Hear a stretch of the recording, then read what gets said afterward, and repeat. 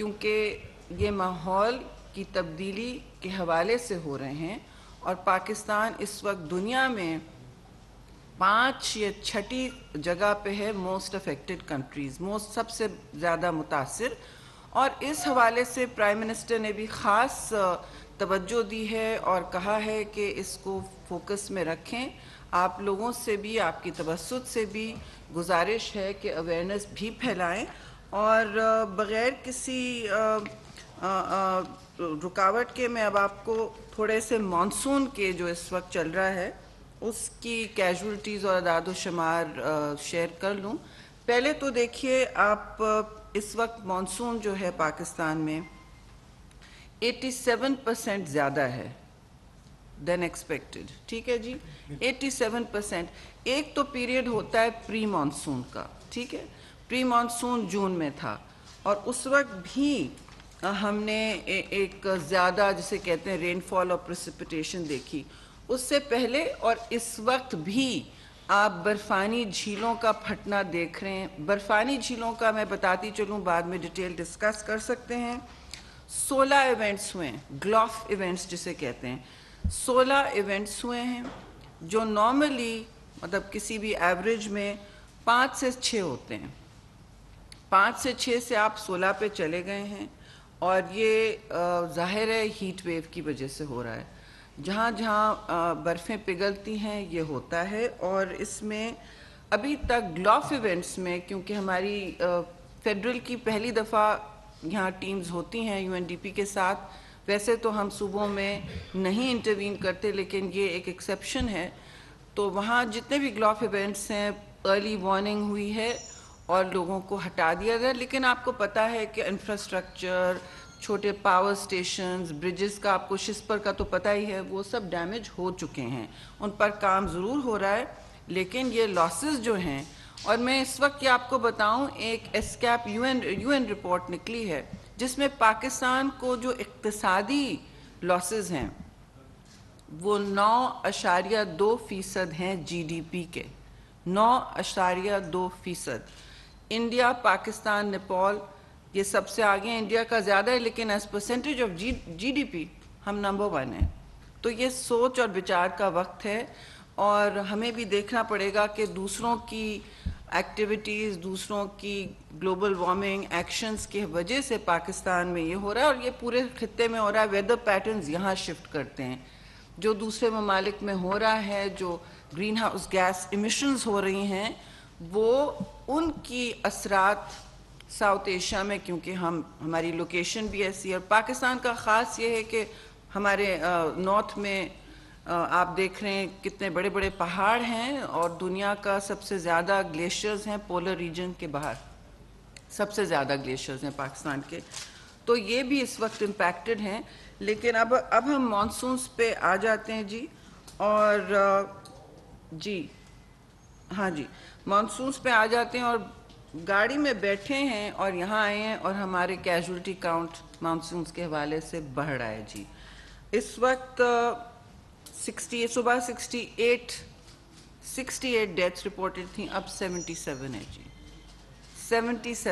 77 अमवात हुई हैं और ये पीरियड है जून टू जी 14 जून से लेके अब तक। 14 जून से लेके अब तक मानसून की कैजुअल्टीज़ 77 हुई हैं। इस हवाले से मैं पीडीएमए और एनडीएमए और जितनी भी उनके पीडीएमएस हैं उनको ज़रूर कहूँगी, कमेंट करूँगी, उन्होंने अच्छा काम किया है, प्रिपेयर्डनेस रही है। लेकिन इसका असर, और पीएमडी को भी कि अर्ली वार्निंग्स हमारे साथ मुस्तकिल राब्ते में हैं, उस हवाले से देखिए आप बलूचिस्तान में, अब नॉर्थ से अब बलूचिस्तान और सिंध शिफ्ट कर रहा है पैटर्न, और बलूचिस्तान में सबसे ज़्यादा अमवात हुई हैं। सुबह तक हमें 39 का फिगर मिला था, नॉट 25 रिपोर्ट हुआ है लेकिन फिगर जो हकीकी है वो 39 है। ये ज़ाहिर है ज़्यादा अमवात हैं। हर ज़िंदगी बहुत कीमती होती है, चाहे वो बच्चों की हो, ख़वातीन की हो, इसमें सब शामिल हैं। और इस फिगर के हवाले से हमें बिल्कुल देखना पड़ेगा कि हम किस तरह हम इमदाद भी फराहम कर सकते। एनडीएमए पीडीएमएस कर रहे हैं लेकिन वहाँ क्वेटा में अर्बन फ्लडिंग भी हुई है। और उसके हवाले से मैं ये भी कहूँगी कि तुर्बत और पसनी में भी काफ़ी, पसनी में हुआ है, तुर्बत में पसनी और क्वेटा रात से शुरू है। आप देख रहे हैं वहाँ तो अर्बन फ्लडिंग है और इसके काफ़ी रेले चल रहे हैं, पानी काफ़ी ऊंचा चल रहा है। ज़ाहिर है इस मॉनसून का पैटर्न इस वक्त साउथ में है, लेकिन आगे जाके थोड़ा बहुत पंजाब में भी इसके असरात होंगे। अभी मैं आ रही थी तो गुजरांवाला में मैंने सुना कि 2 डेथ्स इलेक्ट्रोक्यूशन से हुई हैं। लोगों को ख्याल करना होगा कि ये इतना ये जो हमें मॉनसून में निकलते हैं और तार अगर फैले हुए हैं या कुछ भी इस तरह की अर्बन सिचुएशन है, उसको हमें देखना होगा। पीएमडी का कहना है कि फैसलाबाद भी पैटर्न जा सकता है, लेकिन इसकी दूसरी जो उसका पहलू है वो ये है जी कि इस वक्त डैम्स जो हैं हमारे, ये जाहिर है, तो आप देख रहे हैं क्लाइमेट इवेंट्स कितने ज़्यादा मुतासिर कर रहे हैं। हीट वेव और ड्राउट नोटिफिकेशन, हमारे क्रॉप्स डैमेज हो रहे हैं। आपके साथ सब ग्लॉफ का मैं बता दूं को है और ग्लॉफ के हवाले से बातें हैं। हुंजा, नगर, स्कर्दू, शिगर एंड घांचे में कुछ रॉक स्लाइड्स भी देखी गई हैं। वो ग्लॉफ नेसेसरली से लिंक नहीं है, लेकिन आप टीवी ऑन करेंगे और आपको कोई ना कोई लैंडस्लाइड या मॉनसून या गाड़ियां फंसी या इस तरह का डिज़ास्टर आपको नज़र आएगा।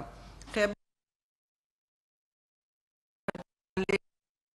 में मुतासिर हुए हैं, बहुत से टूरिस्ट वहाँ फंस गए लजपत वैली में आफ्टर ये शंदुर पोलो फेस्टिवल जो हुआ था। तो अब हमारे ये सारी एक्टिविटीज़ भी मुतासिर हो रही हैं जो नॉर्मली नहीं होती थी। तो कांस्टेंट यहाँ पे मॉनिटरिंग हो रही है जी। और इसके हवाले से क्लाइमेट चेंज तो अब ख़ासी पॉलिसी मेकिंग में भी मुतहर्रिक है। हमारा काम पॉलिसी मेकिंग है और जी इंटरनेशनल इंगेजमेंट है। उस हवाले से मैंने आपको लास्ट वीक भी बताया था कि एक waste management, hazardous waste management policy हमने कैबिनेट के सामने पेश की। उसके अगले दिन हमने सेनेट स्टैंडिंग कमेटी को भी पेश की और काफ़ी हैरान कुन उसमें अदाद शुमार देखे गए थे जो आप लोगों के साथ शेयर हुए कैबिनेट ब्रीफिंग में भी। तो अभी तो कोई एनओसीज नहीं दिए जा रहे हैं। पिछली हुकूमतों में 40 से 40 दिए थे और कुछ इलीगल डंपिंग भी हो रही थी। और जिन ममालिक ने किया है उनके सफारत खानों को भी अब बता दिया गया है कि इलीगल डंपिंग तो हो नहीं सकती, लेकिन जो रिसाइकिल हो रहा है वेस्ट पाकिस्तान में उस पर भी एक बहुत स्ट्रिक्ट रेगुलेटरी फ्रेमवर्क होना पड़ेगा। किसको क्या पता इतने सारे कंटेनर्स में हॉस्पिटल वेस्ट का अब स्ट्रॉ बन गया, हॉस्पिटल वेस्ट का या किसी और चीज़ का चमचा बन गया प्लास्टिक का या फोक्स का। तो हम एक प्लास्टिक्स के हवाले से भी पॉलिसी ला रहे हैं। इस वक्त वो पॉलिसी सूबों के पास गई हुई है फॉर कंसल्टेशन। उनकी अपनी शराकत दारी ज़रूरी है क्योंकि इम्प्लीमेंटर तो वही होंगे। तो प्लास्टिक्स पर छोटा मोटा काम नहीं है। हर मुल्क को अब देखना पड़ेगा कि वो प्लास्टिक्स का इस्तेमाल किस तरह करते हैं और उसके, क्योंकि ये लो कॉस्ट चीज़ होती है जी, आसान नहीं है आवाम को से कहा कि भाई आप प्लास्टिक बोतल नहीं इस्तेमाल करें, फिर वो क्या करें, ग्लास की बोतल लेके फिरें, रिसाइक्लेबल बोतल इस्तेमाल करें। तो इसमें अवेयरनेस, एजुकेशन और एनवायरमेंटल लिटरेसी की बहुत सख्त ज़रूरत है, जो हम आपके थ्रू करते रहेंगे। ये बहुत अहम काम है।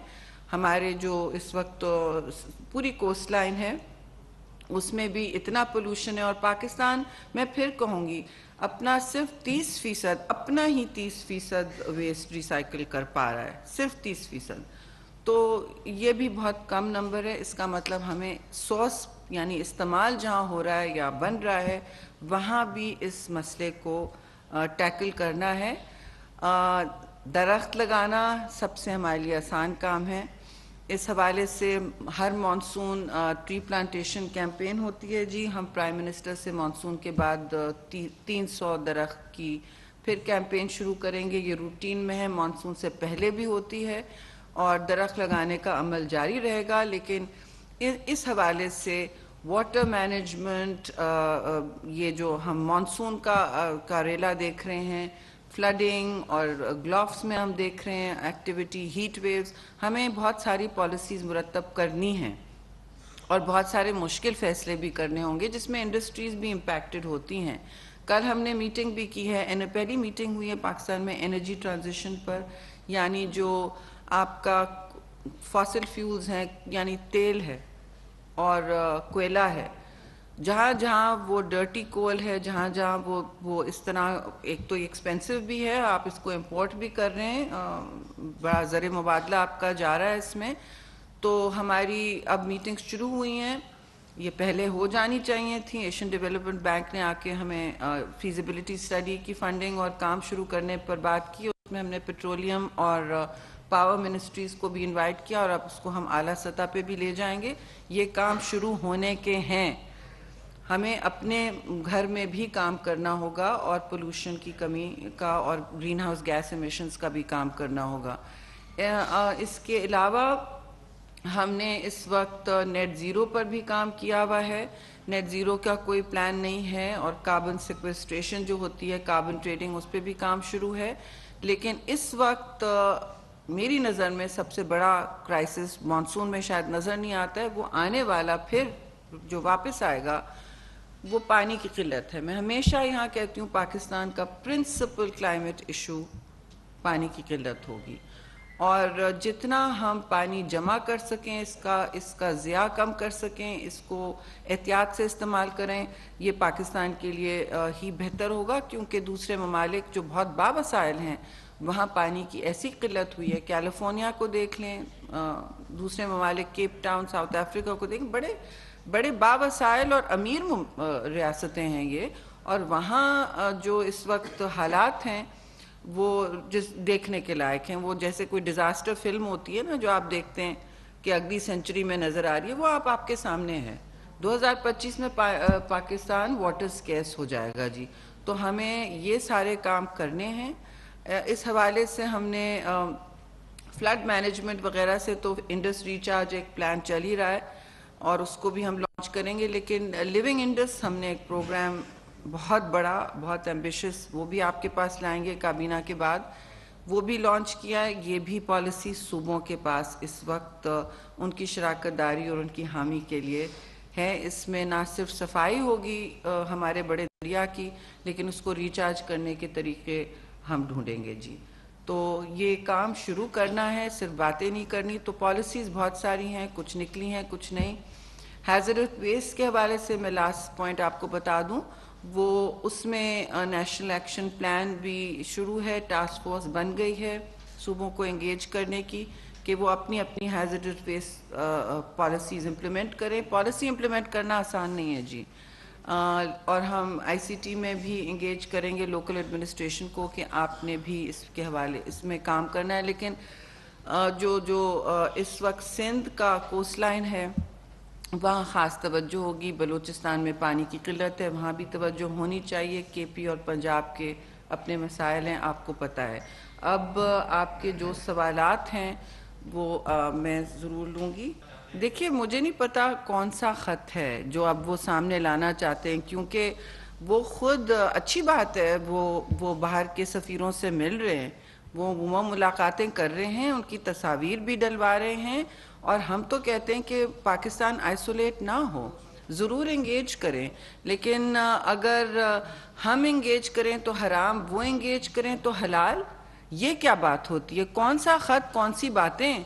उसमें तो अब माफ़ी तलाफ़ी हो रही है और अब वो चाह रहे हैं कि जो सूरत हाल है उसमें वो फिर से सामने आएँ और फिर से पाकिस्तान का जो सेल्फ स्टाइल इनका इमेज बना हुआ है निजात दहिंदा का, उसकी तरफ जाएं। लेकिन वो इमेज तो शैटर हो गया है ना। अब जहाँ खतूत और लीक्स की बात है, देखिए लीक्स कोई बगिंग, कोई अच्छा अमल नहीं है। मैं ज़ाती तौर पर, और मैं समझती हूँ सब जमहूरी कुव्वतें नहीं समझती, लेकिन ये लीक्स का जो पैटर्न है, ये जो लीक दर लीक शुरू हुई है सियासत में, रोज़ एक मिर्च मसाला जो ये डालती है टीवी पर, ये किसने शुरू की? ये एज अ नॉर्म, इसको नॉर्मलाइज किसने किया? इसको डेली आपका ब्रेड किसने बनाया? तकसीम की सियासत किसने? इमरान खान ने की। अब जब उन पर उनके लोग, उनकी जमात जब टूटे फूटेगी और जब लोग वादा माफ गवाह बनेंगे जब वो बिल आएंगे कि उनको उन पर कोई हाथ ना उठाए, वो जिसको चाहें रहे। बीबी आप फ़ोन बाहर कर लें, एक्सक्यूज़ मी, आप फ़ोन बाहर कर लें। तो जब वो बिल आएंगे तो मतलब क्या चाह रहे हैं, वो क्या चाहते हैं कि सब चीज़ एविडेंस उनके सामने आती जाए, अदालतें भी देखें, सब देखें, लेकिन उन पर कोई कदगन ना हो, ना कोई पूछगछ हो उनके मेंबरान की। मैं किसी की ज़ात की बात नहीं कर रही और मैं किसी की फैमिली की बात नहीं कर रही, लेकिन अगर सियासत में सारे मुलव्विस हैं और लीक सामने आ रही हैं, तो ये किसने शुरू किया था? किसने ये लीक्स का सिलसिला शुरू किया था? अब वही लीक्स उनको काटने आ गई हैं, तो वो क्या चाह रहे हैं? एनआरओ चाह रहे हैं या इस्तिस्ना चाह रहे हैं? क्योंकि वो माफ़ी रोज़ मांगते हैं, फिर अपना माइंड चेंज करते हैं, कभी इदारों से माफ़ी मांगते हैं, कभी कहते हैं कि उनको बुरा भला कहते हैं। बाकी तो सियासी अपने अपोनेंट्स के साथ तो उन्होंने जो किया वो आपके सामने है। जिसको किसको छोड़ा उन्होंने पकड़ दकड़ से। तो मैं ये नहीं कह रही कि उनके साथ ये होगा, लेकिन देखिए इंसाफ का तराजू तो एक ही तरफ नहीं होता ना। सिर्फ जिस तरह उन्होंने नैब को चलाया, जिस तरह उन्होंने एक निज़ाम बनाया, तो वो वन साइडेड तो नहीं हो सकता ना। अब वो सामना करें, जो उन्होंने किया है, जो बोया है वो काटें अब। और इसमें देखिए अब जो सूरत हाल है, जिसमें मैं समझती हूँ, मैं तो पाकिस्तान के लिए इस वक्त कहूँगी अवाम तकलीफ़ में है, और वो इक्तिसादी तकलीफ़ में है। वो इक्तिसादी तकलीफ़ क्यों है? बार मैंने तो सेनेट में भी कहा, नेशनल असेंबली में भी कहा, बजट डिबेट्स में भी कहा, और मैं फिर कहूँगी वो इक्तिसादी तकलीफ़ में इसलिए हैं हम सारे के सारे, और आप मुझसे ज़्यादा, और जो हमारे इस वक्त मुतासिर तबकात हैं वो हर तरफ हैं। जो बिजली और सबको पता है कीमतें जो हैं खुर्दोनोश की, हर चीज़ की, वो जब यहाँ क्यों पहुँची हैं? क्योंकि आपने मुल्क को कशकोल तोड़ते तोड़ते, कशकोल तोड़ने का वादा करते करते कहाँ तक पहुँचाया? 5,000 अरब का क्यों लोन लिया था शफीक साहब? यही फिगर है ना, 5,000 अरब का ही है ना।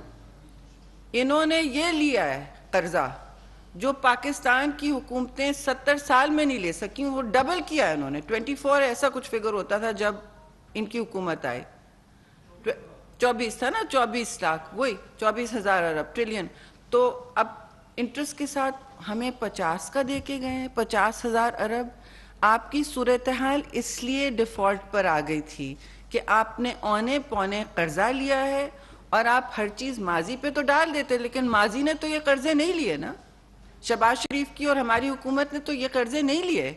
हम तो उसका सामना कर रहे हैं आपके साथ, और हम फरार का रास्ता इख्तियार कर सकते थे कि भाई हमें नहीं चाहिए ये, हमें नहीं चाहिए ये टॉक्सिक सिचुएशन, जिससे क्यों हम महंगाई की कालक मिले हैं अपने मुंह पर, क्यों? बहुत से लोगों ने पूछा। लेकिन फिर पाकिस्तान तो जिस सूरत हाल में एक ट्रेन की तरह क्रैश की तरफ जा रहा था, ये फैसला करना था कि भाई मुल्क बचेगा तो हम सारे रहेंगे ना। आपको डिफॉल्ट से इस हुकूमत ने बचाया है, और IMF बजट ही है जो ये कहते थे कि और कौन चाहता है कि IMF के इस शिकंजे में हो? 23 IMF बजट्स आई हैं पाकिस्तान में। कभी ऐसी सूरत हाल देखी आपने? खौफनाक। कभी रुपये का ये हाल देखा है आपने? खतरनाक। क्यों? क्योंकि आप इस और देखिए, एक इकोनॉमिक पॉलिसी बनती है, 2-2, 3-3 साल इसके असरात रहते हैं। तो बड़ा अच्छा सवाल था हमारा आपस में अंदरून कि भाई हम ये क्यों महंगाई का और सुनामी अपने सर पे ले रहे हैं, और जो आगे जाएगा और हमें बचत करनी पड़ेगी। फिर मैं कहूँगी पाकिस्तान है, पाकिस्तान बचेगा तो हम बचेंगे। इन्होंने क्या छोड़ा नादिर साहब? इन्होंने क्या छोड़ा? इन्होंने इक्तिसादी पॉलिसी में ये बुरहानी कैफियत पैदा की और कहा कि चलो हम मुल्क को झोंकते। आपने खारजा पॉलिसी में मुल्क को आइसोलेट करके छोड़ दिया कि इधर हमने मुल्क को जला दिया। आपने कोई मेमो लहराया हवा में जो अब किसी को मिल नहीं रहा है। मैं अभी तक ढूंढ रही हूँ उस मेमो को, वो कहाँ है? जो इतना, अगर इतना खराब था तो आप सामने लाते ना, आपके पास रिकॉर्ड तो होगा, लाइए ना रिकॉर्ड। लेकिन नहीं लाए, और दीवार से लगाए जा रहे हैं और धमकियां दे रहे हैं कि मैं ये कर लूं। भाई आपने जो कहना है कहें, आपको कौन रोक रहा है? आपको कौन रोक रहा है? कौन सी दीवार है वो जिससे लगाया जा रहा है? कोई आपका अरेस्ट हुआ है? कोई पकड़ धकड़ हुई है जो हम सब की हुई थी? जो रातों रात खवातीन को अरेस्ट कर लिया गया था, मरियम नवाज को उठा लिया था, मिलने गई थी, फरियाल तालपुर को रात को उठा के ले गए थे बख्तरबंद गाड़ी में, चांद रात पे। आप मुझे बताएं अस्पताल से कौन उठा के लेके जाता है? ये किसी ने किया है? किसी की फैमिली पर कोई हाथ उठाया गया? मैं नहीं समझती यहां से ऐसा होगा, ना होना चाहिए। लेकिन वो अपने अमाल पर जरा एक सोबर नजर, वो सोबर हो जाएं तो वो देखें, और उनके जो इस वक्त एडवाइजर्स हैं वो भी उनको थोड़ी समझाएं कि ये मकफात अमल तो आपको देखना ही नहीं पड़ रहा है।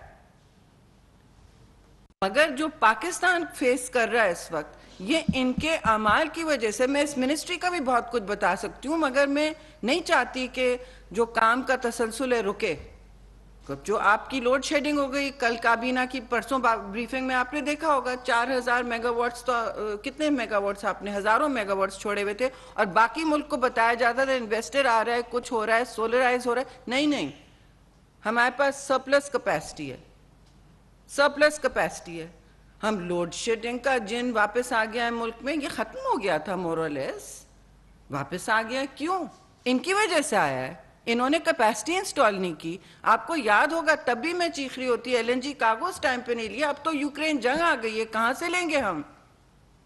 हंगामी हालात हर तरफ हैं, और इस हंगामी सूरत हाल में बगैर मनसूबाबंदी के हुकूमतें एक एक, दो दो, तीन तीन, चार चार, हम तो, हमारी मिनिस्ट्री तो 10 साल की मंसूबा, 2070 तक का मंसूबा देगी। करना पड़ता है, दूररस असरात होते हैं। हम ये तो जरूर करके जाएंगे, कोई मंसूबा नहीं है यहाँ पे, कोई पॉलिसी नहीं बनी थी, और अफसरान सब तैयार बैठे हैं, लेकिन काम नहीं हुआ।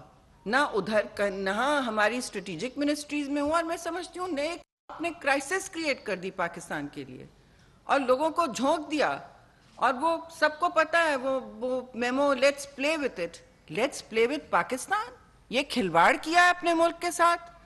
अब सबसे माफिया तलाफियां कर रहे हैं। यूरोपियन यूनियन के सारे सफीर आप सब मिल चुके हैं, उनको खत झाड़ दिया कि आप अब हम जीएसपी प्लस पे हलकान फिर रहे हैं कि हमारी ट्रेड बैलेंस ठीक हो, हमारी जो एक्सपोर्ट्स हैं वो उनकी एक्सेस बंद ना हो।